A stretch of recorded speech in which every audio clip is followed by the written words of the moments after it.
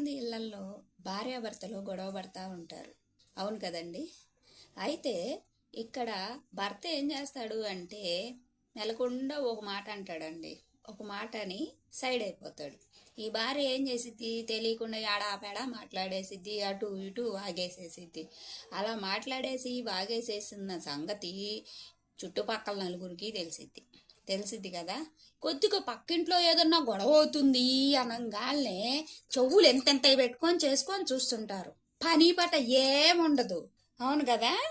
దానికి తోడు ఇది పెద్ద గయ్యాల గంప, ఇది ఆడో దొరికింది ఈడికి, ఈ గంపతో ఎట్టబడుతున్నాడో ఏంటో అని చెప్పి లేనిపోయిన మాటలన్నీ ఆ అమ్మాయికే వస్తాయి. ఇక్కడ ఆ అమ్మాయి చెడ్డదైపోతుంది.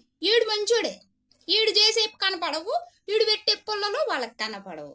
ఈడు చెడ్డోళ్ళు అవుతుంది ఎవరు? ఆడోళ్ళు. అవును.